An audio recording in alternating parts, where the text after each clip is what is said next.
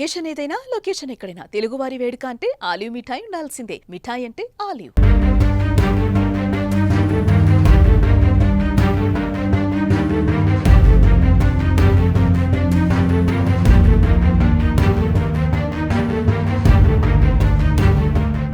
జమ్మూ కాశ్మీర్ పహల్గాం పాకిస్తాన్ ఉగ్రమూకలు సాగించిన నరమేధం యావత్ దేశాన్ని తీవ్రంగా కలచివేసింది. 26 మంది అమాయకుల్ని బలిగొన్న ఆ హేయమైన చర్యకు సరైన ప్రతిచర్య ఏంటి?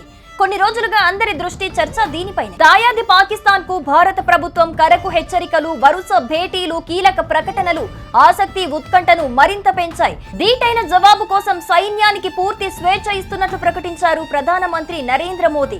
ఈ నేపథ్యంలో భారత్ కి అమెరికా భారీగా సైనిక సహాయం అందించబోతోంది. భారతదేశానికి $131 మిలియన్ విలువైన యుద్ధ పరికరాలు, లాజిస్టిక్స్ సరఫరా చేయాలని అమెరికా అధ్యక్షుడు డొనాల్డ్ ట్రంప్ సర్కార్ నిర్ణయించారు.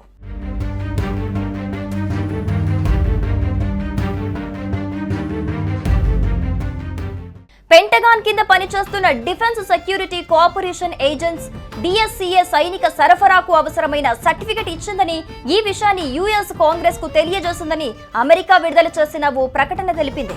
మా వద్ద 130 అణ్వాయుధాలున్నాయి. పాకిస్తాన్ పదే చెబుతున్న మాట ఇదే. ఆ మాట చెప్పి వాళ్ళు తప్పించుకోగలరా? అంతవరకు వస్తే పరిస్థితి ఏంటి?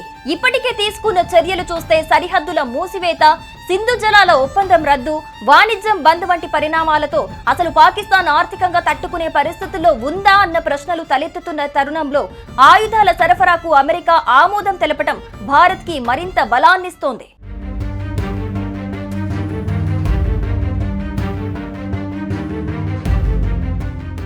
ఇప్పటికే పాకిస్తాన్ LOC దగ్గర పెద్ద ఎత్తున సైనిక విన్యాసాలు నిర్వహించింది. ఈ సమయంలో అమెరికా నుండి సైనిక హార్డ్వేర్ సరఫరాకు అనుమతి పొందడం హాట్ టాపిక్ గా మారింది. Indo Pacific maritime domain awareness program framework కింద భారతదేశం అమెరికా సహకారంతో ఫారెన్ మిలిటరీ సేల్స్ మార్గం ద్వారా సరఫరాలను ప్రతిపాదించారు. Indo Pacific maritime domain awareness సంబంధిత పరికరాలను భారతదేశానికి $131 మిలియన్ అంచనా వ్యయంతో విదేశీ సైనిక అమ్మకానికి ఆమోదించాలని విదేశాంగ శాఖ నిర్ణయం తీసుకుంది అని అమెరికా రీడౌట్ తెలిపింది. సీ విజన్ డాక్యుమెంటేషన్, లాజిస్టిక్స్, ఇతర సంబంధిత అంశాలతో పాటు sea vision software, remote software కొనుగోలుకు భారతదేశం యాక్సెస్ కోరిందని ప్రకటనలో పేర్కొంది.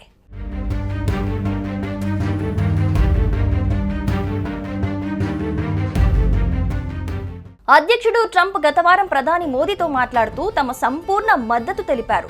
టెర్రరిజానికి వ్యతిరేకంగా భారత పక్షాన నిలుస్తామని పేర్కొన్నారు.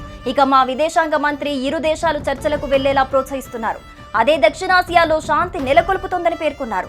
మేము ఇరు దేశాల ప్రభుత్వాలతో టచ్ లో ఉన్నామని బ్రూస్ వెల్లడించారు. ఇటీవల అమెరికా విదేశాంగ మంత్రి రూబియో పాక్ ప్రధాని షహబాజ్ షరీఫ్ తో మాట్లాడుతూ పహల్గాం ఉగ్రదాడిని ఖండించాలని సూచించారు. అదే సమయంలో పాక్ అధికారులు దర్యాప్తునకు పూర్తిగా సహకరించాలని కోరారు. ఇరు దేశాలు ప్రత్యక్ష సంబంధాలను పునరుద్ధరించుకోవాలని తెలిపారు.